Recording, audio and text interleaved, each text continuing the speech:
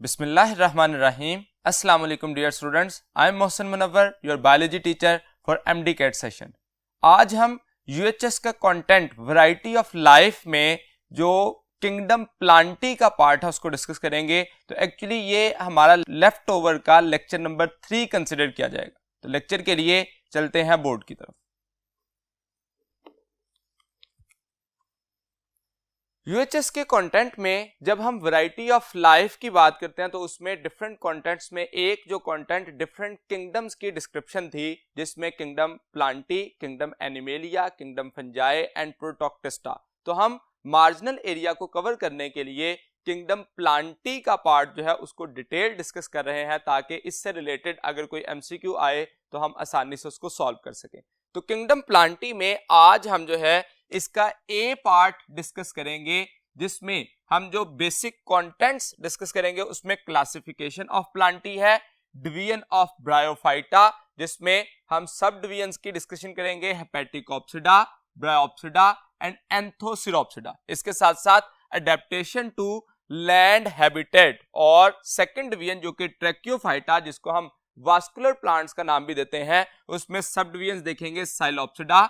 Next evolution of leaf की बात करेंगे, sub division Lycopsida, sphenopsida and टीरोप्सिडा। और टीरोप्सिडा में डिफरेंट क्लासेस हैं, जिसमें क्लास फिलिसाइनी है, इसके साथ class gymnospermae and class angiospermae. तो हम आज के लेक्चर में क्लास फिलिसाइनी में एडियंटम को डिटेल्ड डिस्कस करेंगे। तो हमने जो आज का हमारा पार्ट है that is approximately half of the chapter kingdom Plantae.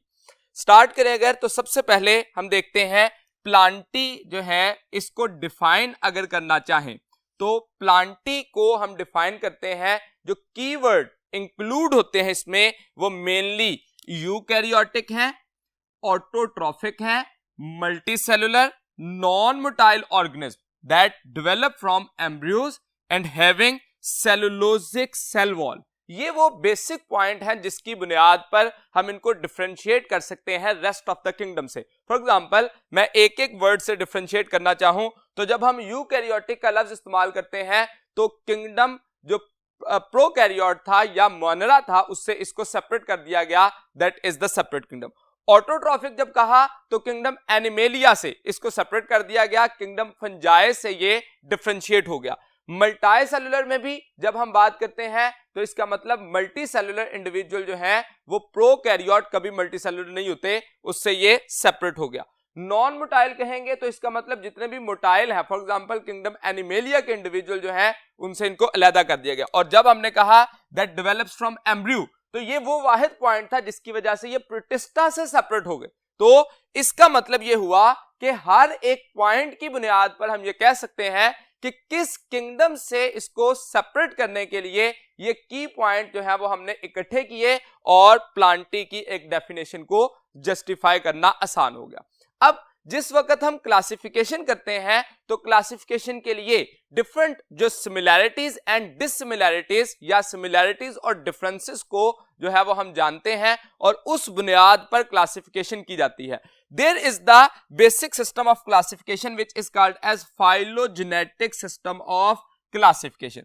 इसमें हम कंसिडर क्या करते हैं, दो बेसिक पॉइंट जो है वो कंसिडर किए जाते हैं। एक तो natural relationships among the living organism and mode of origin. ये वो दो पॉइंट हैं जिसकी बुनियाद पर हम फाइलोजेनेटिक सिस्टम ऑफ क्लासिफिकेशन जो है वो उसको समझ सकते हैं। अब जिस वक्त हम क्लासिफिकेशन करते हैं तो क्लासिफिकेशन का मतलब क्या है, grouping of individuals on the basis of similarities in the same group and dissimilarities for different groups, जिसकी वजह से हमारे पास ग्रुप्स जो है वो बनते हैं और एक डाइवर्सिटी जो है वो हासिल होती है इंडिविजुअल्स की, that is may be among plants, among animals और इन केस ऑफ प्रोटिस्ट। तो अगर हम इसकी डिवीजन्स और डाइवर्सिटी को डिस्कस करें तो उसके लिए हम चलते हैं बोर्ड के नेक्स्ट पार्ट की तरफ। यहां पे हम जब बात करते हैं डाइवर्सिटी की तो हमारी बुक में मेंशन किया गया there are 360,000 known species of the plants. अब ये पॉइंट जो है हमें एमसीक्यू में पूछा जा सकता है, लेकिन इसके साथ हमें हमारी बुक के डिफरेंट और रेफरेंस भी पता होना चाहिए। जैसे आपने अपने चैप्टर नंबर 1 में पढ़ा कि जो प्लांट्स की स्पीशीज हैं, जो वास्कुलर प्लांट्स हैं, these are approximately 17.6% vascular plants है। वहां से भी हमें डाइवर्सिटी की बात की जा सकती है। इसके साथ साथ अगर इन तमाम इंडिविजुअल में से देखें तो 360,000 स्पीशीज में से 235,000 स्पीशीज सिर्फ वास्कुलर प्लांट्स में से एंजियोस्पर्म्स की हैं। तो इसका मतलब हमें डिफरेंट जो न्यूमेरिक वैल्यूज हमारी बुक में दी गई हैं, हमें उस रेफरेंस से याद रखना है कि ये इंडिविजुअल जो है इनकी स्पीशीज किस रेफरेंस से बात की जा रही है। दूसरे नंबर पे जब डिवीजन्स की बात करते हैं तो एक्चुअली किंगडम प्लांटी को दो बेसिक डिवीजन्स में क्लासिफाई किया जाता है। First one is division bryophyta and second is tracheophyta. दोनों में मेजर डिफरेंस देखें तो ब्रायोफाइट्स जो हैं these are non vascular plants, these are primitive plants, और उसके मुकाबले में जो ट्रैकियोफाइट्स हैं इनको हायर प्लांट्स कहते हैं, वास्कुलर प्लांट्स कहते हैं और मोस्ट एडवांस प्लांट्स का नाम दिया जाता है। तो एवोल्यूशनरी एस्पेक्ट में जब हम देखते हैं तो जो एल्जी हैं उनसे प्लांट इवॉल्व हुए। अब पर्टिकुलरली किस एल्जी से इवॉल्व हुए? These were the green algae. और ग्रीन एल्जी से कौन सी किस्म के प्लांट इवॉल्व हुए उसके लिए हम कहते हैं that belongs to division Bryophyta. और ब्रायोफाइटा के जो डिफरेंट ग्रुप्स हैं उससे फिर ट्रैकियोफाइटा के ग्रुप्स की एवोल्यूशन हुई, जो कि ग्रेजुअल चेंज विद एडेप्टेशन जो है वो हासिल हुई। अगर ब्रायोफाइट्स के कुछ जनरल कैरेक्टर्स देखें तो उसमें सबसे पहले हम इसको डिफाइन कैसे कर सकते हैं, तो डेफिनेशन के लिए हम कहते हैं इनके केस में सबसे पहला पॉइंट, जैसे हमने कहा ये नॉन वास्कुलर है तो हम कहते हैं vascular system absent, gametophyte dominant है और sporophyte attach to the gametophyte. अब ये बात हम आगे डिटेल डिस्कस करेंगे कि एक्चुअली जो अल्टरनेशन ऑफ जनरेशन है उसमें मल्टी सेलुलर जनरेशन एक दूसरे को अल्टरनेट करती हैं in the life cycle of plant. एक जनरेशन गैमेटोफाइट होती है और दूसरी स्पोरोफाइट होती है। ब्रायोफाइट्स के केस में जो डोमिनेंट जनरेशन थी वो कौन सी थी? गैमेटोफाइट। और जो लेस कंस्पिकुअस या जिसे हम कहें डिपेंडेंट थी गैमेटोफाइट पे दैट इज स्पोरोफाइट। ये बात हम जैसे ही ट्रैकियोफाइट्स में जाएंगे तो रिवर्स हो जाएगी। ट्रैकियोफाइट में जाके स्पोरोफाइट डोमिनेंट हो जाता है और गैमेटोफाइट जो है डिपेंडेंट हो जाता है स्पोरोफाइट पे। तो इसलिए हमें क्वेश्चन अगर एमसीक्यू पूछा जाए the gametophyte is dominant stage in, तो हमें आंसर्स की बेस पे, ऑप्शंस की बेस पे जस्टिफाई करना है। अगर ब्रायोफाइट्स के केस में होगा तो इसका मतलब गैमेटोफाइट डोमिनेंट है, और ट्रैकियोफाइट का अगर कोई ग्रुप दे दिया जाता है तो इसका मतलब वहां पे स्पोरोफाइट डोमिनेंट है। तो इस रेफरेंस से भी याद रखिएगा। ये इंडिविजुअल होमोस्पोरस थे, मतलब सेम काइंड ऑफ स्पोर जो है वो प्रोड्यूस होते थे। There are no two different kind of spores. Origin जैसे मैंने पहले जिक्र किया कि इनका ग्रीन एल्गी से ओरिजिनेटेड हुए, और जब हम डेफिनेशन में कह रहे हैं वास्कुलर सिस्टम एब्सेंट है तो उसकी जगह ये क्या काम करते हैं। पहले तो बात ये करें कि वास्कुलर बंडल्स का या जो वास्कुलर सिस्टम होते हैं उसका काम क्या है, तो ये कंडक्टिंग होते हैं और स्ट्रेंथनिंग टिश्यू होते हैं। कंडक्शन किसकी करते हैं? Water, minerals and transportation of food, ये बेसिक फंक्शन है कंडक्शन के लिए। और स्ट्रेंथन करते हैं, प्लांट को सहारा देते हैं। इन दोनों फंक्शंस के एब्सेंट होने की वजह से जो कंडक्शन का काम है उसके लिए कौन सा सिस्टम इस्तेमाल किया जाता है? Osmosis and diffusion. तो इसका मतलब अगर ये प्रोसेस इसमें नहीं है, वास्कुलर बंडल्स नहीं है, जाइलम और फ्लोएम नहीं है, तो ये ऑस्मोसिस के जरिए और डिफ्यूजन के जरिए अपना ये प्रोसेस जो है उसको मेंटेन रखते हैं।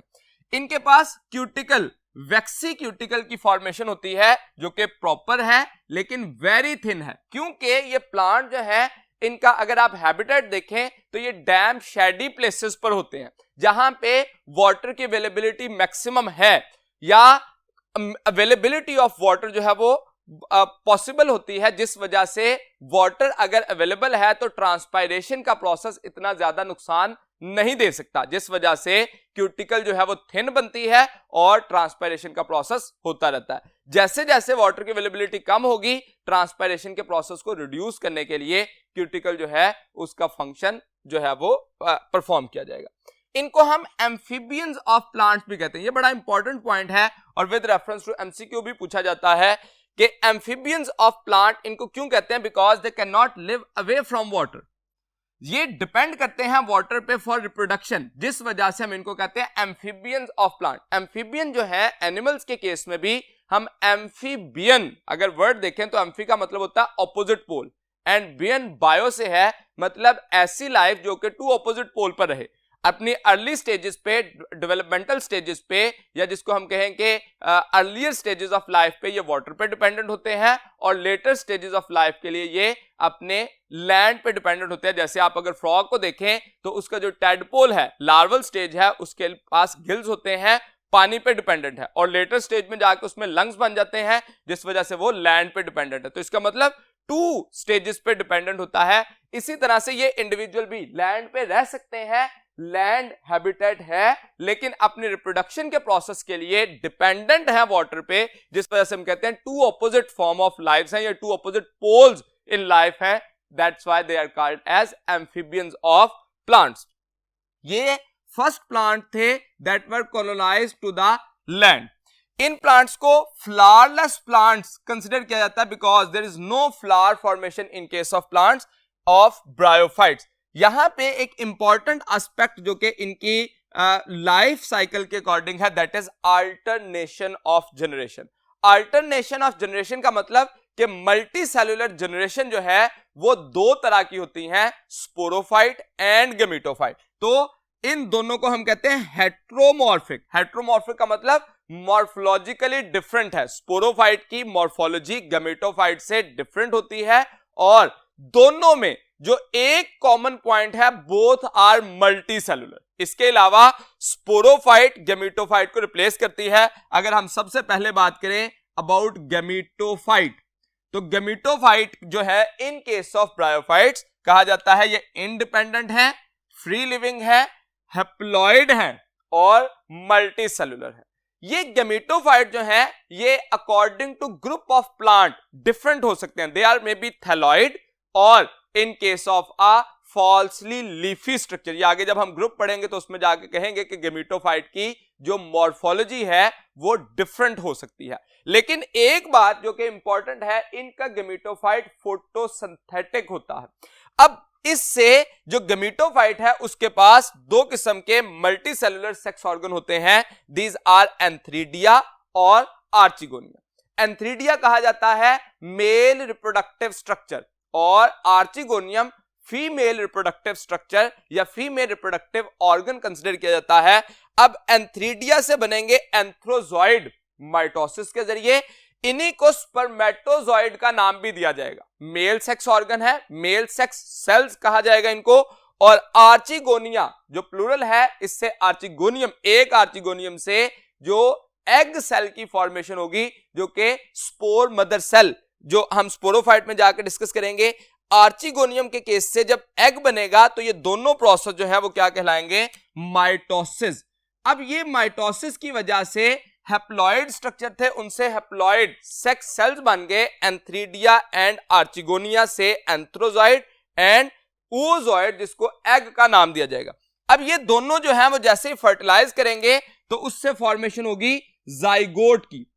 अब एक पॉइंट यहां पे देखिए, जिस वक्त एंथ्रीडिया और आर्चिगोनिया से एंथ्रोजॉइड और एग्स बने, माइटोसिस की वजह से बने, तो there is no genetic recombination. यहां पे कोई क्रॉसिंग ओवर नहीं हुई, किसी किस्म का कोई as such reshuffling of gene नहीं होगी। लेकिन अगर antherozoid of one plant will meet up with the egg of the other plant, तो इसकी वजह से क्या होगा, जेनेटिक रिकॉम्बिनेशन आएगी, जिसको हम कॉमनली कहते हैं क्रॉस फर्टिलाइजेशन। तो इसलिए कहा जाता है कि गेमेटोफाइट जो है वो लिटिल रोल प्ले करता है इन द रिकॉम्बिनेशन। किस तरह से करेगा, अगर क्रॉस फर्टिलाइजेशन होगी तो इसकी ये सिग्निफिकेंस कंसीडर की जाएगी कि इसकी वजह से, क्रॉस फर्टिलाइजेशन की वजह से वेरिएशन आएगी, and that variation is responsible for the successful adaptation या सर्वाइवल ऑफ द फिटेस्ट, जिसको हम नाम देते हैं, वो यहां पे होगा। जब जाइगोट बना, डिप्लॉयड है, जाइगोट से एम्ब्रियो बनेगा और एम्ब्रियो से फिर स्पोरोफाइट की फॉर्मेशन हुई। तो अब गेमेटोफाइट हैप्लॉइड था, स्पोरोफाइट डिप्लॉयड है। गेमेटोफाइट कंस्पिकुअस था, यहां पे लेस कंस्पिकुअस हो गया। गेमेटोफाइट इंडिपेंडेंट था, ये डिपेंडेंट ऑन गेमेटोफाइट। किस सूरत में डिपेंडेंट हो गए, दो सूरतों में। एक तो प्रोटेक्शन के लिए एंड सेकंड इज नरिशमेंट। तो जनरली स्पोरोफाइट जो है वो नॉन फोटोसिंथेटिक होता है अमंग ब्रायोफाइट। अब यहां पे भी एक एमसीक्यू आता है कि which one of the following group of bryophyte have photosynthetic sporophyte. तो 3 ग्रुप हैं इसके, एक को हम कहते हैं हेपेटिकोप्सिडा, एक को ब्रायोप्सिडा और तीसरे नंबर पे एंथोसिरोप्सिडा। तो anthoceropsida is the only group which have photosynthetic sporophyte. बाकी तमाम के अंदर गमीटोफाइट फोटोसिंथेटिक होता है और ये नॉन फोटोसिंथेटिक होता है। जब हम स्पोरोफाइट की बात करते हैं, जैसे मैंने कहा कि गमीटोफाइट थैलॉइड हो सकता है, रिबन लाइक हो सकता है या फॉल्सली लीफी हो सकता है। इन द सेम मैनर जो स्पोरोफाइट है इसकी भी जो बॉडी है उसमें फुट, सीटा एंड कैप्सूल, ये 3 बेसिक स्ट्रक्चर होते हैं, जिसमें जो कैप्सूल है दैट कंटेन्स स्पोरोगोनियम। इस स्पोरोगोनियम से मियोसिस के जरिए स्पोर मदर सेल से स्पोर्स बनेंगे। अब ये जो स्पोर बने ये किसकी वजह से बने? मियोसिस की वजह से। मियोसिस हुई तो इसका मतलब क्रॉसिंग ओवर होगी, और जब क्रॉसिंग ओवर हुई तो इसका मतलब रिशफलिंग ऑफ जीन्स का प्रोसेस जो है वो देखा जाएगा, जिस वजह से स्पोर जो है वेरिएबल बनेंगे। एक पॉइंट यहां पे स्पोर की बुनियाद पे हम कहते हैं some plants are homosporous and in different groups there is may be a heterospory. Among the group of the Bryophyta, only homosporous condition can be observed. Heterospory की कंडीशन कब आती है? ट्रैक्योफाइटा में जाके, that is not in case of Bryophyta। तो इसका मतलब heterospory इस केस में नहीं होगी।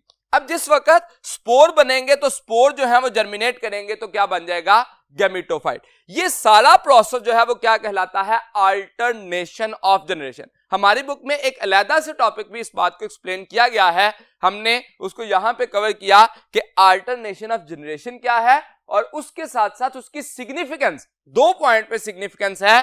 एक तो जेनेटिक रिकॉम्बिनेशन आएगी अगर क्रॉस फर्टिलाइजेशन हुई, माइटोसिस की वजह से किसी किस्म की कोई जो है वो रिशफलिंग ऑफ जीन नहीं होती, लेकिन रिकॉम्बिनेशन हो सकती है अगर 2 different kinds of gamete from 2 different sources मिलेंगे, तो उसकी वजह से जो जाइगोट बनेगा तो उसको हम कहेंगे that is due to cross fertilization. यहां पे वेरिएशन आ सकती है। और दूसरी सिग्निफिकेंस इसकी क्या है? That is crossing over that will responsible for reshuffling of the genes, जो कि वेरिएशन का सबब बनेगा। तो इसका मतलब अल्टरनेशन ऑफ जनरेशन की सिग्निफिकेंस के रेफरेंस से भी हमें क्वेश्चन पूछा जा सकता है। अब जिस वक्त हमने ब्रायोफाइट्स के जनरल कैरेक्टर्स की बात की, तो इससे रिलेटेड जो है लैंड अडॉप्टेशन, हमने कहा एक पॉइंट इसमें लिखा, these are the first plants to colonize on land. तो इन्होंने कौन कौन सी ऐसी अडेप्टेशंस की थी जिस वजह से ये लैंड अडेप्टेड प्लांट जो है वो बने? तो इस पॉइंट को समझने के लिए चलते हैं बोर्ड के नेक्स्ट पार्ट की तरफ। इस पॉइंट को जब हम कहते हैं लैंड अडेप्टेशन ऑफ ब्रायोफाइट्स या अडेप्टेशन टू लैंड हैबिट, तो इसमें कुछ पॉइंट हमारे बुक में डिस्कस किए गए, जिसमें सबसे पहला वाटर कंजर्वेशन। ये एक ऐसा स्टेप था जिसकी वजह से ये लैंड अडेप्टेड हुए। अब लैंड पे अडेप्ट होने के लिए हम जानते हैं कि जो एक्वेटिक इंडिविजुअल हैं वो लैंड पे जब आते हैं तो सबसे बड़ी प्रॉब्लम उनको आती है अवेलेबिलिटी ऑफ वाटर। लैंड पे लेसर अवेलेबिलिटी ऑफ वाटर है, जिस वजह से इन्होंने अपने आप को अडेप्ट कैसे किया? एक तो कंपैक्ट बॉडी बनाई जो कि मल्टी सेलुलर बॉडी जो है उसकी फॉर्मेशन की। अब मल्टी सेलुलर बॉडी जब बनेगी तो उसमें सेल कंपैक्ट हो जाएंगे और बॉडी के एक पर्टिकुलर अरेंजमेंट आ जाएगी। और सेकेंडली क्यूटिकल जो कि वैक्सी क्यूटिकल थी, इसकी फॉर्मेशन की to reduce the rate of transpiration.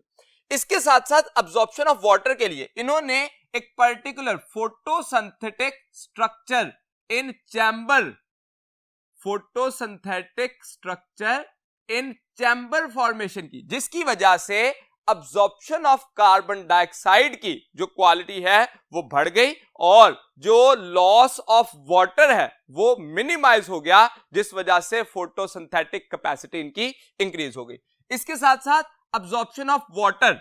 अब वाटर की अब्जॉर्प्शन के लिए ब्रायोफाइट्स के केस में राइजोइड की फॉर्मेशन हुई। जैसा कि हम जानते हैं कि इनके केस में differentiated structure as such, vascular bundles नहीं थे, इस वजह से डिफरेंशिएटेड रूट, लीव और स्टेम की फॉर्मेशन नहीं थी। तो जो स्टेम लाइक स्ट्रक्चर था उसके साथ रूट लाइक स्ट्रक्चर अब्जॉर्प्शन के लिए जो बने, दीज आर द राइजोइड।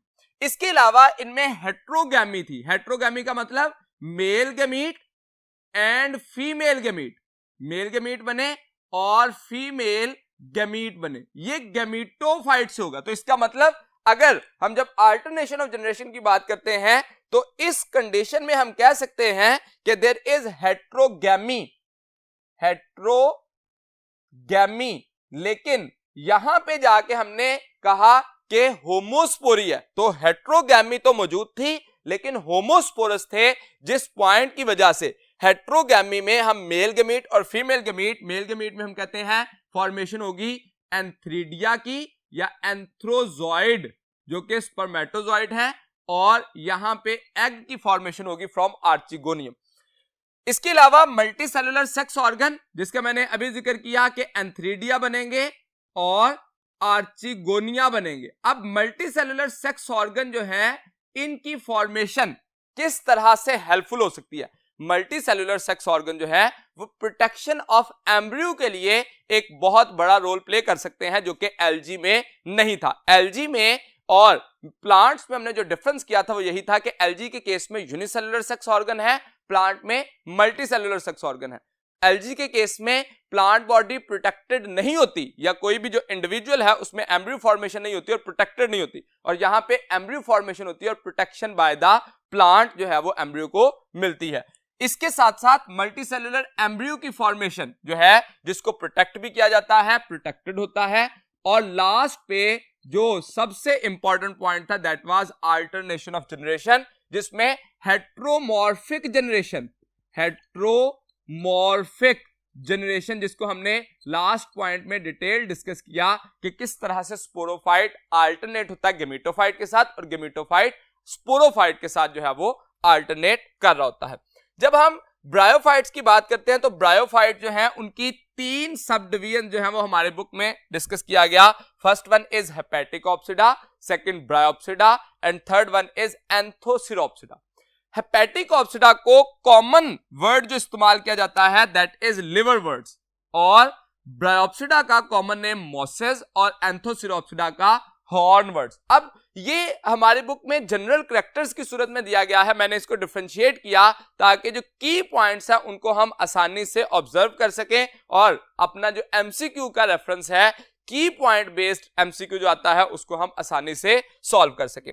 जो हेपेटिकोप्सिडा है ये सिंपलेस्ट ग्रुप कंसिडर किया जाता है, और जो एंथोसिरोप्सिडा है वो मोस्ट एडवांस। अब देखिए एवोल्यूशन में हेपेटिकोप्सिडा सिंपलेस्ट हैं, ग्रीन एल्गी से इवॉल्व हुए, इनमें थोड़ी वेरिएशन आई तो उससे ब्रायोप्सिडा बने, और ब्रायोप्सिडा से भी ज्यादा वेरिएशन के साथ एंथोसिरोप्सिडा बने, यानी कि most complex group among the bryophyta consider किया जाएगा एंथोसिरोप्सिडा। हैबिटेट देखें तो इनकी हैबिटेट जो है वो मॉइस्ट रॉक और वेट सॉइल थी।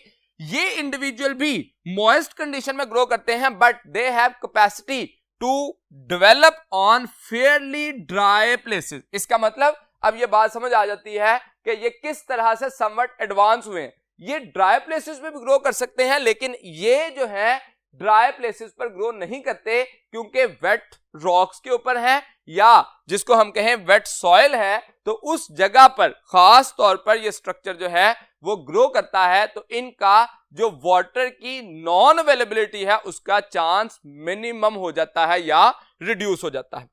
अगर तीनों ग्रुप्स में हम देखें तो अल्टरनेशन ऑफ जनरेशन जो है वो एग्जिबिट करती है। तो अल्टरनेशन ऑफ जनरेशन में एक जनरेशन गेमेटोफाइट है जो कि डोमिनेंट है, और स्पोरोफाइट जो है वो डिपेंडेंट है। तीनों ग्रुप में ये बात कॉमन होगी, लेकिन तीनों में जो गेमेटोफाइट का स्ट्रक्चर है वो स्लाइटली एक दूसरे से डिफरेंट होता है। जैसे इन केस ऑफ हेपेटिकोप्सिडा जो गेमेटोफाइट है that is may be thalloid, जो कि फ्लैट होता है, रिबन लाइक होता है और डायकोटोमसली ब्रांच्ड होता है। अब ये डायकोटोमसली ब्रांच कैसे?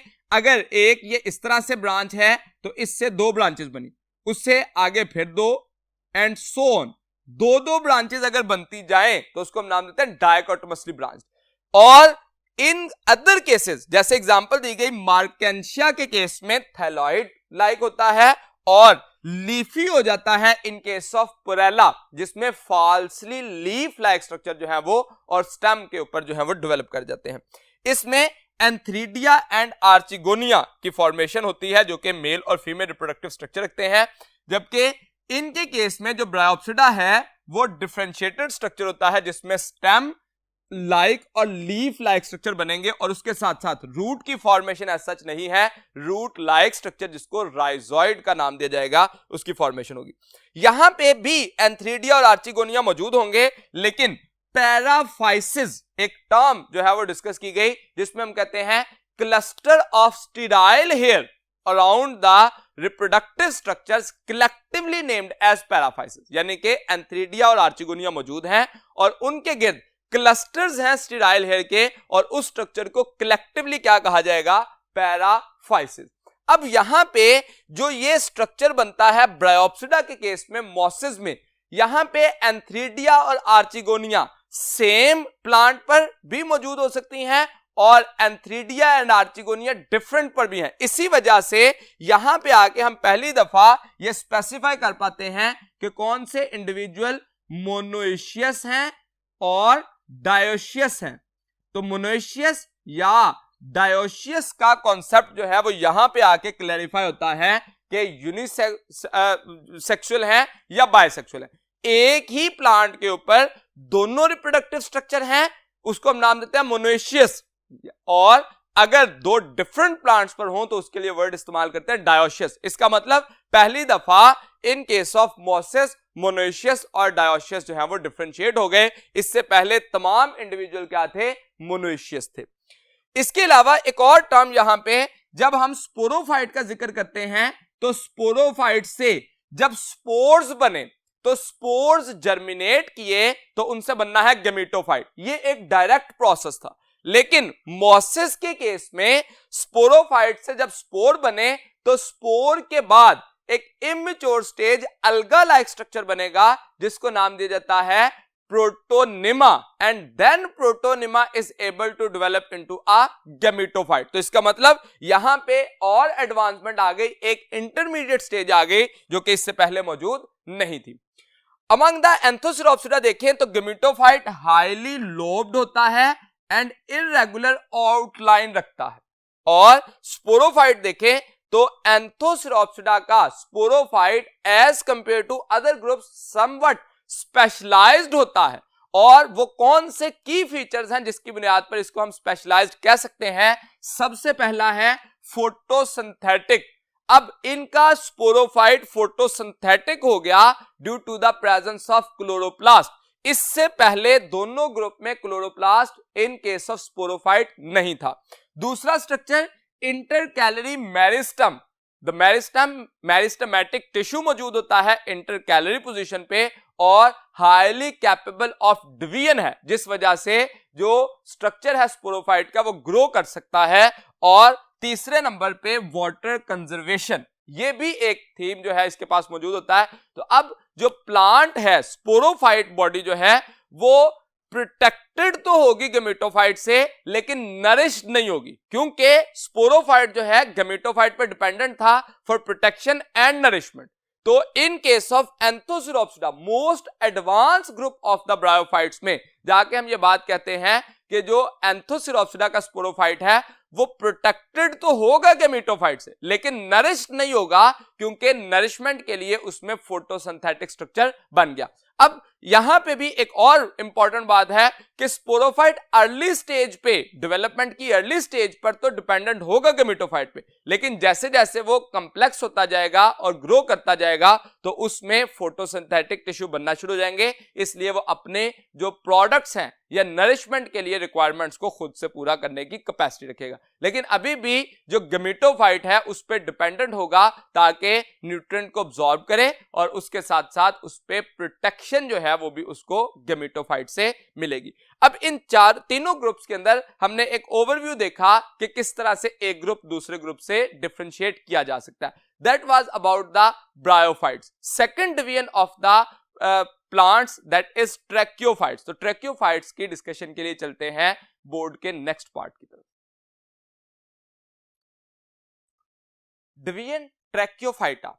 अब डिवीजन ट्रैक्योफाइटा में एक्चुअली हम क्या कंसीडर करते हैं, इनमें जो मेन फीचर है तमाम ट्रैक्योफाइट्स के केस में हम कहते हैं दीज आर वास्कुलर प्लांट्स, यानी कि जाइलम और फ्लोएम जो है जो कि कंडक्टिंग एंड स्ट्रेंथनिंग टिश्यूज थे उनकी फॉर्मेशन हो चुकी है। सेकेंडली इनका हैबिटेट जो है वो रफ लैंड हैबिटेट होता है, जिसकी वजह से हम इनको successful group of land plants का नाम भी देते हैं।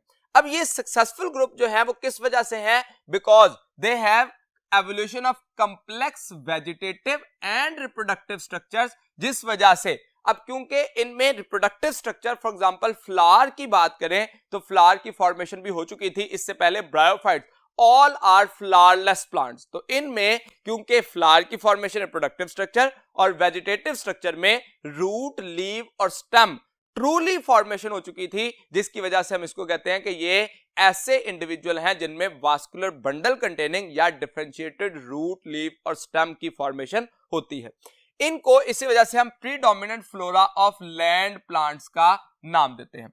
अब प्रीडोमिनेंट फ्लोरा ऑफ लैंड है ये, तो इनकी अगर जनरल फीचर्स की बात करें, अब यहां पे एक इंपॉर्टेंट पॉइंट हमेशा याद रखिए कि जब हम जनरल फीचर्स की बात कर रहे हैं तो that is not about whole tracheophytes, ये सिर्फ और सिर्फ फ्लावरिंग प्लांट्स के लिए हम कंसिडर करते हैं जनरल कैरेक्टर, क्योंकि जब हम ग्रुप्स देखते हैं तो फ्लावरिंग प्लांट जो है वो सिर्फ एंजियोस्पर्म्स है। जब ट्रैक्योफाइट्स की बात करते हैं तो उसमें हम कहते हैं साइलोप्सिडा है, लाइकोप्सिडा है, स्फिनोप्सिडा है एंड टिरोप्सिडा है। और टिरोप्सिडा की फर्दर क्लासेस देखें तो क्लास फिलिसाइनी है, क्लास जिम्नोस्पर्मी है एंड एंजियोस्पर्मी है। तो the only angiosperms are the group of land adopted plants which are flowering plant. इस वजह से हम इन जनरल कैरेक्टर्स को तमाम इंडिविजुअल पर इक्वली अप्लाई नहीं कर सकते। मे बी कि कोई एक आध कैरेक्टर जो है वो तमाम इंडिविजुअल में मौजूद हो, जैसा कि अल्टरनेशन ऑफ जनरेशन है, ये तमाम में मौजूद है। कोई एक कैरेक्टर ऐसा हो सकता है जो कि एक से ज्यादा ग्रुप में है या कम में है। तो आगे हम डिटेल में इस बात को देखेंगे। जैसे सबसे पहले देखें प्लांट बॉडी, तो root, stem and leaves having vascular supply, तो ये इनमें बनते हैं जो कि अप्रोक्सीमेटली एंजियोस्पर्म में 100% होते हैं। जैसे अगर ग्रुप्स देखें तो साइलोप्सिडा के केस में एज सच लीव्स और रूट्स की फॉर्मेशन नहीं होती।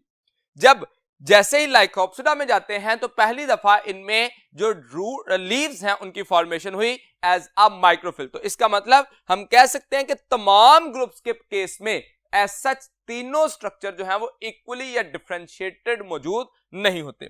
Protected sporangia evolution of seed की वजह से जो स्पोरेंजिया है वो प्रोटेक्ट हुए। अब जो एवोल्यूशन ऑफ सीड थी उसका जो फर्स्ट स्टेप था जो कि एवोल्यूशन के लिए बेस बना, दैट वाज हेट्रोस्पोरी। तो एक्चुअली स्फिनोप्सिडा के केस में जब हम स्लैजिनेला की बात करते हैं तो वहां पे पहली दफा हेट्रोस्पोरी हुई थी। जो स्पोर हैं वो माइक्रोस्पोर और मेगास्पोर बने थे, मतलब होमोस्पोरस से हेट्रोस्पोरस हुए। तो इसका मतलब पहले दोनों ग्रुप्स के केस में एज सच किसी किस्म की कोई जो है वो हेट्रोस्पोरी नहीं है। इसके अलावा पोलन ट्यूब देखिए तो safe and water independent transmission of male gamete towards female gamete, ये भी सीड की एवोल्यूशन के साथ साथ एक पैरेलल एवोल्यूशन थी जो कि पोलन ट्यूब फॉर्मेशन हुई, जो कि successful transmission of male gamete towards female gamete थी, जो कि लैंड अडॉप्टेड प्लांट का एक सबसे मेन फीचर कंसिडर किया जाता है। इसके अलावा फ्लावर एंड फ्रूट फॉर्मेशन, अब फ्लावरिंग प्लांट और फ्रूट फॉर्मेशन जो है ये भी एंजियोस्पर्म में जाकर स्टार्ट हुई, क्योंकि इससे पहले हम कहते हैं जिम्नोस्पर्म के केस में नेकेड सीड थे और जो एंजियोस्पर्म है उनमें एनक्लोज्ड सीड बने, जिसकी वजह से फिर फ्लावर के साथ साथ फ्रूट फॉर्मेशन जो है वो स्टार्ट होगी। और अल्टरनेशन ऑफ जनरेशन ये एक ऐसा यूनिफाइंग फीचर है जो कि चारों ग्रुप्स में मौजूद होगा। तो मैंने इन कैरेक्टर्स को एक्सप्लेन करते हुए इन डिवीजन्स, जो ट्रैक्योफाइटा एक डिवीजन है, इसके फर्दर सब डिवीजन्स की बात की, जिसमें हम कहते हैं साइलोप्सिडा, जिसको कॉमन नेम दिया जाता है विस्क फर्न। ये इंडिविजुअल जो है इनमें सिर्फ अंडरग्राउंड जिसको हम फ्लैट स्टेम की बात करते हैं वो मौजूद होता है, जिसके साथ एज सच किसी किस्म के जो है वो लीव्स मौजूद नहीं होते। जैसे ही लाइकोप्सिडा की बात करते हैं तो इनमें माइक्रोफिल की फॉर्मेशन जो है वो स्टार्ट हो गई थी, और फिर स्फिनोप्सिडा के केस में जो एवोल्यूशन ऑफ लीफ है कंप्लीट हो गई, मेगाफिल बन गए, और एवोल्यूशन ऑफ सीड जो है स्टार्ट हो गई by the process of heterospory. और फिर जब टिरोप्सिडा की बात करते हैं तो फिलिसेनी या फिलिसाइनी में जब फर्न्स, जिसको कॉमनली कहा जाता है, इसको हम कहते हैं, इसमें हम life cycle of Adiantum study करते हैं कि किस तरह से स्पोरोफाइट जो है वो एडवांस होता जा रहा है और गेमेटोफाइट रिड्यूस होता जा रहा है। जिम्नोस्पर्मी में जाके हम देखेंगे नेकेड सीड और उनका लाइफ साइकिल जो है वो देखेंगे कि किस तरह से जिम्नोस्पर्म जो है वो अपना प्रोसेस जो है वो मेंटेन रखते हैं। और एंजियोस्पर्मी में जब लाइफ साइकिल की बात करेंगे तो उसमें हम डबल फर्टिलाइजेशन, जो कि उनका मेन जो की फीचर है, जिसकी वजह से वो इंडिविजुअल जो है वो सक्सेसफुल लैंड अडेप्टेड प्लांट्स में कन्वर्ट हुए। तो ये जो कुछ ग्रुप्स जो हैं वो एक ओवरव्यू के तौर पर यहाँ पे बनाया गया, जिसमें हम हर ग्रुप को जो है वो डिटेल डिस्कस करेंगे, जिसमें psilopsida, lycopsida, sphenopsida and pteropsida, these are the sub division of division tracheophyta. तो इनकी एक्सप्लेनेशन के लिए चलते हैं नेक्स्ट बोर्ड की तरफ।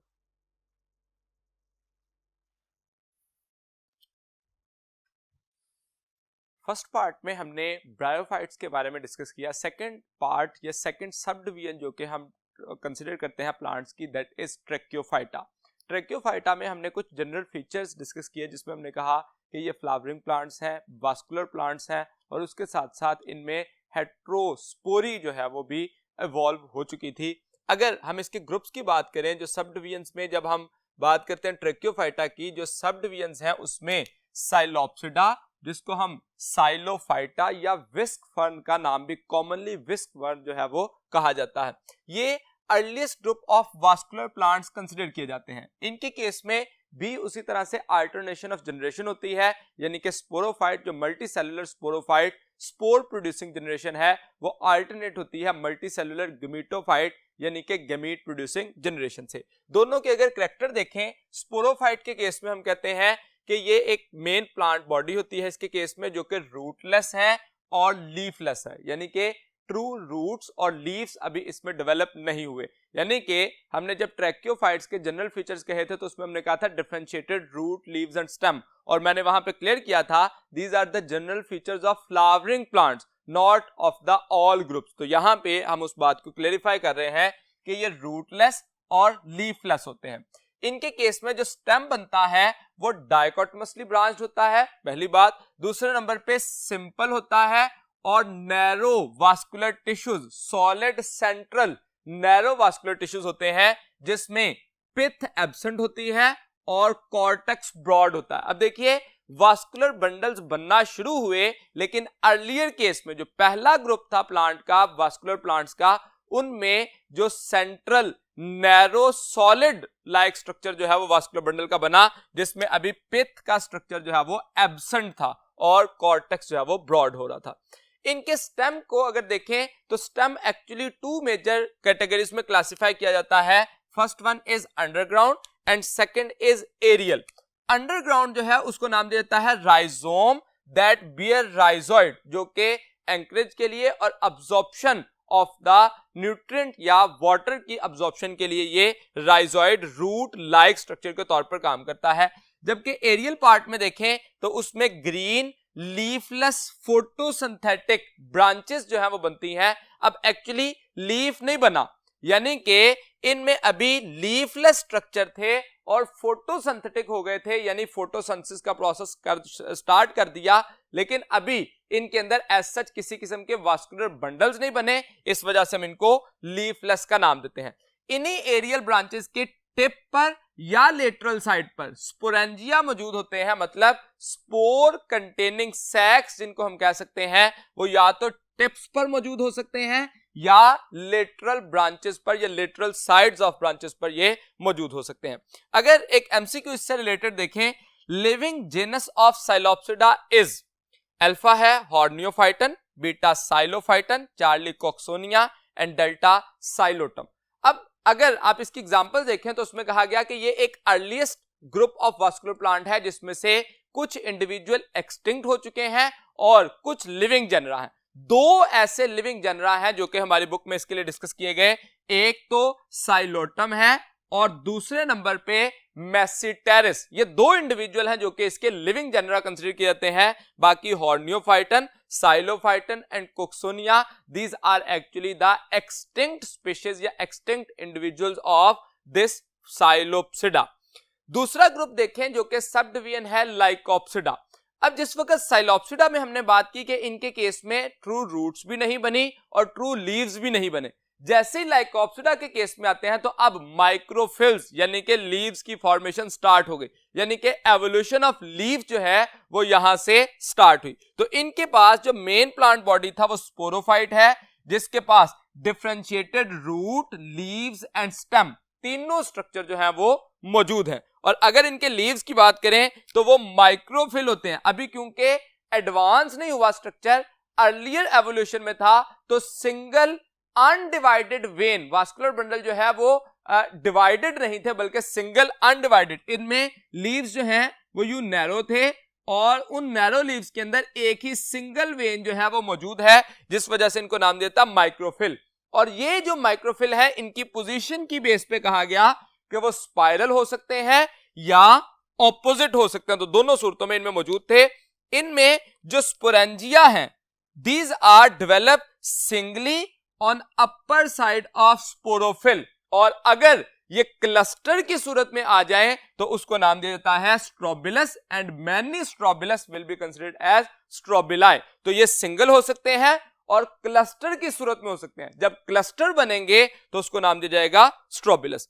इनमें जो स्पोर्स हैं, जो स्पोरेंजिया के अंदर स्पोर बनने थे, दीज आर होमोस्पोरस और हेट्रोस्पोरस, यानी कि अब ये पहला ग्रुप था जिसके अंदर हेट्रोस्पोरी भी इवॉल्व हुई for the evolution of the seed. तो होमोस्पोरस जो थे जिनमें सेम काइंड ऑफ स्पोर थे, लाइकोपोडियम ग्रुप है, और स्लैजिनेला के केस में हेट्रोस्पोरस हुए। अब हेट्रोस्पोरस को हम क्लासिफाई कर सकते हैं एज अ माइक्रोस्पोर और मेगास्पोर। तो जो मेल गमीटोफाइट बनाएगा वो माइक्रोस्पोर होगा और फीमेल गमीटोफाइट मेगास्पोर की फॉर्मेशन से होगा। तो इसका मतलब पहले सेम काइंड ऑफ स्पोर थे और फिर डिफरेंट काइंड ऑफ स्पोर जो है वो बनना शुरू हो गए। इनके केस में भी मेन प्लांट बॉडी स्पोरोफाइट था, लेकिन जो गमीटोफाइट है वो अंडरग्राउंड होता है, मेनली अंडरग्राउंड उसको कंसिडर किया जाता है, जो कि डिपेंडेंट होगा, इंडिपेंडेंट नहीं होगा। अब जिस वक्त हमने लाइकोप्सिडा ग्रुप की बात की तो इसमें हमने कहा कि माइक्रोफिल बने, यानी कि पहली दफा लीफ की फॉर्मेशन हुई, तो इससे हम एवोल्यूशन ऑफ लीफ तक आसानी से पहुंच सकते हैं। How the leaves are evolved, इस पॉइंट को देखने के लिए चलते हैं बोर्ड के नेक्स्ट पार्ट की तरफ। जब हम एवोल्यूशन ऑफ लीफ की बात करते हैं तो हम कहते हैं लीफलेस से लीफ बनना और लीफ की फिर डेवलपमेंट होना। तो एक्चुअली कहा जाता है कि ये जो एवोल्यूशन है वो approximately 350 million years ago start हुई, जिसमें लीफलेस प्लांट थे अर्लियर, जिनमें कोक्सोनिया की एग्जांपल दी गई जो कि एक्सटिंक्ट स्पीशीज है, और उनसे फिर ऐसे इंडिविजुअल इवॉल्व हुए जिनमें ग्रीन स्ट्रक्चर तो था, फोटोसिंथेटिक था, बट वेनलेस था। तो इसका मतलब स्मॉल स्केल लाइक आउटग्रोथ हुई विदाउट वास्कुलर सप्लाई, जिस वजह से हम इसको कहते हैं नो ट्रू लीव्स।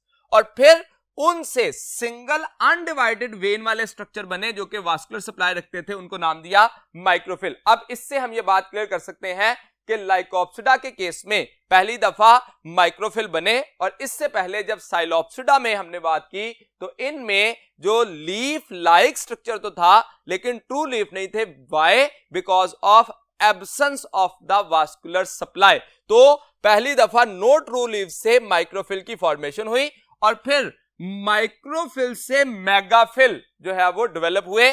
अब ये जो माइक्रोफिल से मेगाफिल बने, इनके लिए तकरीबन 15 to 20 मिलियन ईयर्स जो है उसका टाइम लगा। और किस तरह से हुई एवोल्यूशन उसमें कहा जाता है सबसे पहले स्ट्रक्चर क्या था? डायकोटोमसली ब्रांच। अब ये जो डायकोटोमसली ब्रांच स्ट्रक्चर था उससे ओवरटॉपिंग हुई, unequal size of the branching हुई। पहले equal size of the branching थी और उससे अनइक्वल साइज। जब अनइक्वल साइज की ब्रांचिंग बनी तो उनकी फिर प्लेनेशन हुई, मतलब हर एक जो अनइक्वल हुआ था वो एक प्लेन में आना शुरू हो गई, और जैसे ही प्लेन में आए तो उनकी फ्यूजन और वेबिंग, तो इसका मतलब पहला स्टेप हुआ overtopping, second is planation and third is fusion और वेबिंग।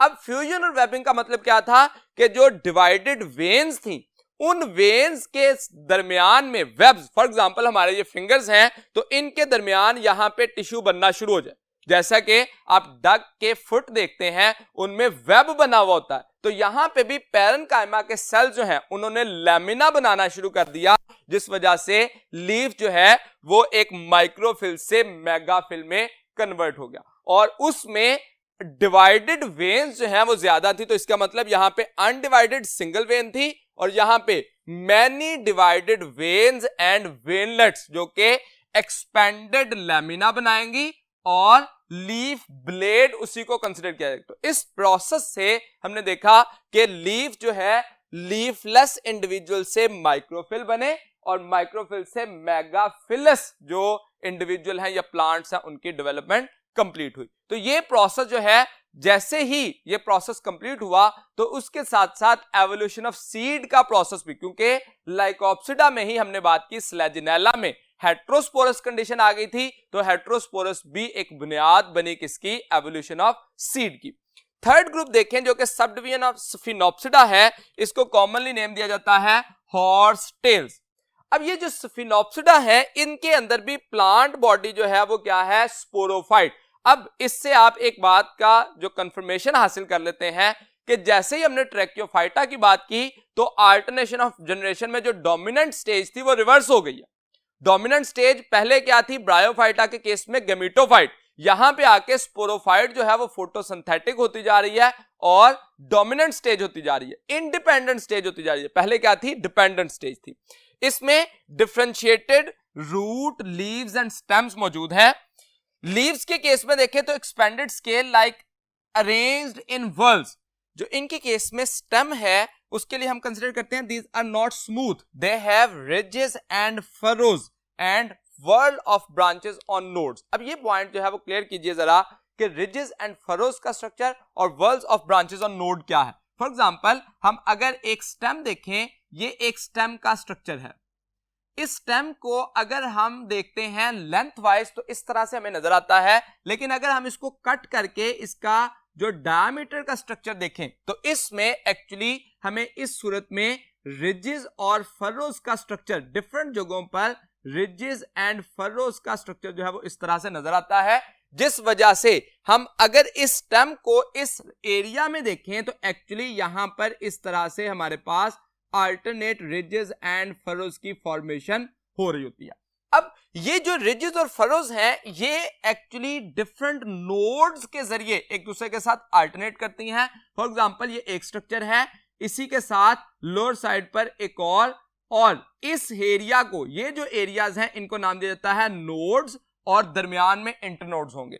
अब जो वर्ल्स ऑफ ब्रांचेस हैं these are present at the nodes, तो नोड्स की सरफेस पर क्योंकि मैनी ब्रांचेस मौजूद होती हैं और इन्हीं ब्रांचेस की लोकेशन की बुनियाद पर, इन्हीं ब्रांचेस की बुनियाद पर हम इनको नाम देते हैं हॉर्स टेल्स। और क्योंकि ये नोड्स जो है वो जॉइंट लाइक स्ट्रक्चर में अपेयर होते हैं, इस वजह से हम कहते हैं इन प्लांट्स को नाम दिया जाता है आर्थ्रोफाइट्स।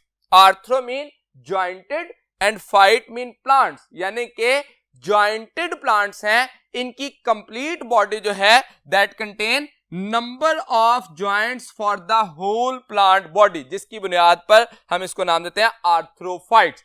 अब अगर इस स्ट्रक्चर में जब हम स्पोरेंजिया का जिक्र करें जो कि इसका रिप्रोडक्टिव स्ट्रक्चर है स्पोरोफाइट के केस में, तो these are sporangia are present in a stalk like structure which is called as sporangiophore। अब एक जो sporangiophore है उसमें स्लेंडर स्टाक होती है और एक्सपेंडेड डिस्क होती है, और डिस्क के लोअर साइड पर स्पोरेंजिया जो है वो मौजूद होते हैं जिससे स्पोर की प्रोडक्शन होगी। और इनमें दूसरा पार्ट देखें गैमेटोफाइट, स्पोरोफाइट के बाद गैमेटोफाइट देखें तो डिपेंडेंट है, ये ग्रो करता है क्लेई सॉइल पे या मड पे, ये थैलॉइड होता है, मतलब थैलस लाइक स्ट्रक्चर के तौर पर कंसिडर किया जाता है। और इनकी एग्जांपल हमारी बुक में इक्विसिटम जो है वो एक्सप्लेन की गई। अब ये ग्रुप था अबाउट द स्फिनोप्सिडा, जिसको हम कॉमनली हॉर्सटेल या आर्थ्रोफाइट भी कहते हैं। हॉर्सटेल किस वजह से कहा जाता है? ब्रांचेस ऑन द नोड की वजह से, और जो आर्थ्रोफाइट है वो मैनी जॉइंट्स होने की वजह से इसको नाम दिया जा सकता है। लास्ट ग्रुप जो इसका हमारे पास है that is the sub division of tracheophyta that is called as pteropsida. तो उसकी एक्सप्लेनेशन के लिए चलते हैं नेक्स्ट बोर्ड की तरफ। टिरोप्सिडा जो है that is the most advance sub division of the tracheophyta. जैसे हमने ब्रायोफाइट के केस में मोस्ट एडवांस कहा था एंथोसिरोप्सिडा, इसी तरह से इनमें जो मोस्ट एडवांस है दैट इज टिरोप्सिडा, जिसकी फर्दर क्लासेस में क्लास फिलिसाइनी है, क्लास जिम्नोस्पर्मी है एंड एंजियोस्पर्मी। जब फिलिसाइनी की बात करते हैं तो दीज आर सीडलेस, जिम्नोस्पर्मी में नेकेड सीड होते हैं और एंजियोस्पर्मी में एनक्लोज्ड सीड होते हैं और उनमें फ्रूट की प्रोडक्शन भी स्टार्ट हो जाती है। अगर हम फिलिसाइनी के कुछ जनरल कैरेक्टर्स देखें तो सबसे पहले इनके जो लीव्स हैं उनको नाम दिया जाता है फ्रॉन्ड्स, और इनमें सर्सिनेट वर्नेशन जो है वो देखी जाती है। जब लीव्स जो है या यंग फ्रॉन्ड जो है वो इमेच्योर होते हैं तो दे आर कॉइल्ड। ये जो कॉइल्ड स्ट्रक्चर होता है that are actually coiled structure जो है इस डेवलपमेंट के प्रोसेस को नाम दिया जाता है circinate vernation. Immature young frond जो हैं जब कॉइल्ड होंगे तो उनको नाम दिया जाएगा सर्सिनेट वर्नेशन। इनमें जो स्पोरेंजिया होते हैं these are foliar sporangia which are always attached to the fronds, जिस वजह से हम इनको स्पोरोफिल का नाम भी देते हैं। इनकी हैबिटेट देखें फिलिसाइनी की तो ये मोस्टली शेडी प्लेसेस पे या मॉइस्चर लविंग प्लांट जो है वो कंसिडर किए जाते हैं। ये कुछ इनमें से अंडर ड्राई कंडीशन भी रह लेते हैं और कुछ जो है वो एपीफाइट की सूरत में। तो इसका मतलब ये हैबिटेट में डाइवर्सिटी रखते हैं, कुछ मॉइस्ट में रहते हैं, कुछ ड्राई प्लेसेस पे और कुछ एपीफाइट की सूरत में। मेजॉरिटी में किस सूरत में रहते हैं? मॉइस्चर लविंग प्लांट ये मेजॉरिटी में कंसिडर किए जाते हैं। इनकी डिस्ट्रीब्यूशन वर्ल्ड वाइड है, लेकिन ट्रॉपिक्स में इनकी तादाद जो है वो ज्यादा है या अबंडेंटली मौजूद होते हैं। साइज देखें तो ये ग्रेटली वेरी करते हैं in size from few millimetre to maximum size. तो इनका साइज जो है वो भी वेरिएबल होता है। इनके एग्जांपल में ड्रायोटेरिस, टेरेडियम, एडियंटम एंड टेरिस। तो ये भी हमें एमसीक्यू के रेफरेंस से पूछा जा सकता है कि इनमें जो टेरोप्सिडा है इनमें एग्जांपल जो है वो कौन सी कंसीडर की जा सकती है। एक एमसीक्यू देखिए, adiantum is named as maiden hair fern because of alpha ramenta, beta pinna, charlie rhizome and delta rachis. अब ये जो हमारे पास एक क्वेश्चन है एक्चुअली टेरोप्सिडा की जो क्लास फिलिसाइनी में हम एग्जांपल पढ़ेंगे एडियंटम। एडियंटम को मैडन हेयर फर्न का नाम भी दिया जाता है। किस बुनियाद पर दिया जाता है? सबसे पहले देखिए रोमेंटा। रोमेंटा का स्ट्रक्चर जो है वो ब्राउनिश स्केल होते हैं जो कि कहां पे होते हैं? These are at the rhizome. तो इस वजह से इसको ये नाम नहीं दिया जाता। राइजोम अंडरग्राउंड स्टेम को नाम दिया जाता है जो कि हॉरिजॉन्टली प्लेस है, ये भी नहीं कंसिडर किया जा सकता। पिन्ना जो है ये जिस वक्त फ्रॉन्ड्स बनते हैं उनके एक लेवल को कंसिडर किया जाता है, जबकि rachis is the right option. Rachis का स्ट्रक्चर जो है वो ब्लैकिश होता है और स्मूथ हेरी स्ट्रक्चर होता है। ये ब्लैकिश स्मूथ हेरी स्ट्रक्चर जो है वो कहां पे मौजूद होते हैं? These are present at petiole. और उसके साथ साथ दूसरा स्ट्रक्चर जो है जिसमें हम कह सकते हैं कि at the surface of pinna and pinnule. उन blackish smooth hair like structure की वजह से इनको नाम दिया जाता है मैडन हेयर फर्न। अब जो एडियंटम का कंप्लीट जो लाइफ साइकिल है या उसकी जो लाइफ हिस्ट्री है उसको जानने के लिए चलते हैं नेक्स्ट बोर्ड की तरफ। जिस वक्त हम एडियंटम की बात करते हैं, जैसे मैंने इसे कहा कि कॉमनली इनको मैडन हेयर फर्न का नाम भी दिया जाता है। इनमें अल्टरनेशन ऑफ जनरेशन उसी सूरत में मौजूद होती है as a sporophyte and gametophyte. अब जो स्पोरोफाइट है इनमें डिपेंडेंट नहीं है बल्कि इंडिपेंडेंट हो गई है, यानी कि वो मैच्योर स्टेज हो गई है और गैमेटोफाइट रिड्यूस हो चुका है। इनके केस में जब हम स्पोरोफाइट के जनरल स्ट्रक्चर को देखते हैं तो इनमें डिफरेंशिएटेड रूट, लीव और स्टेम का स्ट्रक्चर जो है वो मौजूद होता है, जिसमें जो स्टेम है अंडरग्राउंड स्टेम को नाम देते हैं हम rhizome, that is called as underground horizontally placed stem. इस स्टेम के साथ लोअर साइड पर रूट्स होती हैं जिनको एडवेंटिशियस रूट्स का नाम दिया जाता है, जो कि अब्जॉर्प्शन का काम करेंगी, और इसकी सरफेस पर ब्राउनिश स्केल होते हैं जिसको नाम दिया जाता है रमेंटा। इस रूट की, इस स्टेम की, अंडरग्राउंड स्टेम की सरफेस से फ्रॉन्ड्स निकलते हैं जो कि इमैच्योर जो होगा वो सर्सिनेटली विनेटेड होता है, इमैच्योर फ्रॉन्ड। और उसके बाद दूसरा जो स्ट्रक्चर है वो कंप्लीट, जो एक पिन्ना लाइक स्ट्रक्चर जो है उसको कंसीडर किया जाता है। अब जो कंपाउंड लीफ है उसके केस में हम कहते हैं कि पिन्ना, जिसमें लीफलेट्स जो हैं वो पिन्यूल की सूरत में सेकंड ऑर्डर ऑफ लीफलेट्स जो है वो कंसीडर किया जाता है। इसके साथ जैसे मैंने प्रीवियस एमसीक्यू में डिस्कस किया कि खास किस्म के blackish smooth hair like structure होते हैं जिसको नाम दिया जाता है रेक्किस, और उन्हीं की मौजूदगी पे इनको हम मैडन हेयर फर्न का नाम देते हैं। अब अगर इस स्ट्रक्चर को देखें तो इसमें हम एक जो ये पिन्यूल है उसको फर्दर अगर एलैबोरेट करें तो इनमें डायकोटोमसली ब्रांचिंग होती हैं, पहली बात। दूसरे नंबर पर इनके जो स्पोरेंजिया हैं, these are present at lower surface of the leaves. ये लीफलेट्स जो बने हैं ये इस तरह से अगर मौजूद हैं तो इसकी लोअर साइड पर स्पोरेंजिया मौजूद होते हैं and group of sporangia are called as sori. अब ये सोराए जो हैं इस तरह से अगर लीफ है तो लीफ के जो मार्जिनल एरियाज हैं वो यू कवर हो जाते हैं, और उस कवरिंग के अंदर ये स्ट्रक्चर जो है वो स्पोरेंजिया, ये सोराए मौजूद होते हैं। इस कवरिंग को नाम दिया जाता है false indusium, that is called as false covering around the sporangia is termed as false indusium. इसको फॉल्स इंड्यूसियम का नाम दिया जाएगा। इसके बाद जो हम सॉरस में जिसको ग्रुप ऑफ स्पोरेंजिया कह रहे हैं उसमें से एक जो स्ट्रक्चर कंसीडर करें तो that is called as sporangium. अब जो स्पोरेंजियम है, एक स्पोरेंजियम के स्ट्रक्चर को देखें तो उसमें दो बेसिक पार्ट होते हैं। एक तो सबसे पहले स्टाक का रीजन है जिसके साथ एसोसिएटेड होगा, एंड सेकंड पार्ट को फर्दर दो हिस्सों में देखा जाता है, एनुलस एंड स्टोमियम। एनुलस का पार्ट जो है ये रिंग लाइक होता है जो कि अप्रोक्सीमेटली 3/4 पार्ट को कवर करता है।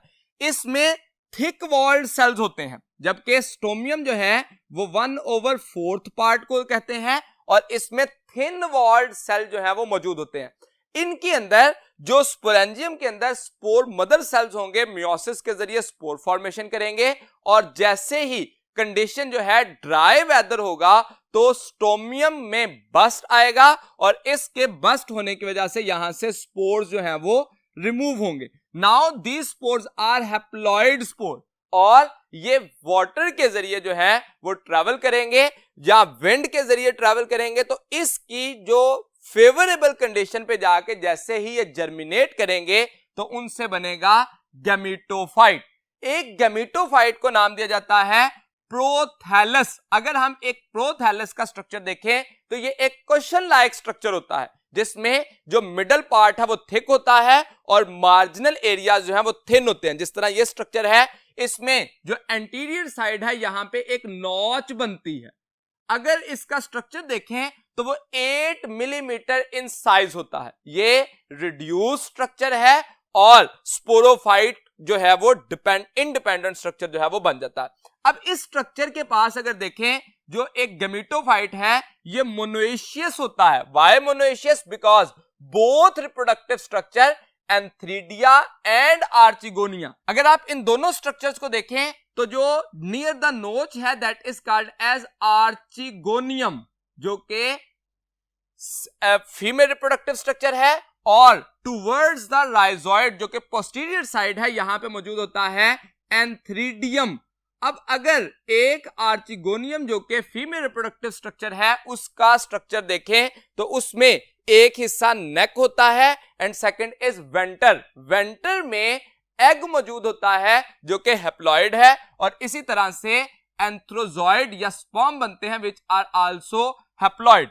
अब जो स्पर्म है ये chemotactically towards the egg move करेगा और जाइगोट की फॉर्मेशन कंप्लीट हो जाएगी। Now both haploid structure fertilized to form a diploid zygote. Zygote develop करेगा तो एम्ब्रियो की फॉर्मेशन होगी और अब ये एम्ब्रियो जो है eight the surface of gametophyte ये स्पोरोफाइट बनना शुरू हो जाएगा। अब ये जो स्पोरोफाइट बना इसके यंग लीव्स जो है वो बनना शुरू हो गए, यानी कि अर्लियर स्टेज पर स्पोरोफाइट जो है वो गैमेटोफाइट की सरफेस पर ग्रो करेगा और फिर उसके बाद वो इंडिपेंडेंट होना शुरू हो जाएगा। फिर से कंप्लीट स्पोरोफाइट बनेगा जिसमें रैकेस का स्ट्रक्चर मेडन हेयर फंड कंसीडर किया जाएगा और जो रिमेंटा जिसको हमने ब्राउनिश स्केल का नाम दिया गया, these are the scale due to the falling of the leaves. जो लीव्स के स्ट्रक्चर थे जैसे ही वो गिरना शुरू होंगे तो वहां पे परसिस्टेंट स्केल रह जाएगा जिसको नाम दिया जाएगा रिमेंटा। तो ये एक ब्राउनिश स्केल बनेगा जो कि रिमेंटा कहलाएगा और उसके साथ साथ इसके साथ जो इनके पिन्ना और पिन्यूल थे उनमें सोराए मौजूद होंगे, group of sporangia at the lower surface, और फिर से ये लाइफ साइकिल जो है वो कंप्लीट होता रहेगा। इस लाइफ साइकिल में हमने देखा कि अल्टरनेशन ऑफ जनरेशन है स्पोरोफाइट गैमेटोफाइट के साथ और गैमेटोफाइट स्पोरोफाइट के साथ। यहां तक आज का हमारा लेक्चर कंप्लीट हुआ। उम्मीद है कि मैं अपनी बात आपको समझाने में कामयाब रहा। अगले लेक्चर तक के लिए दीजिए इजाजत। अल्लाह हाफिज।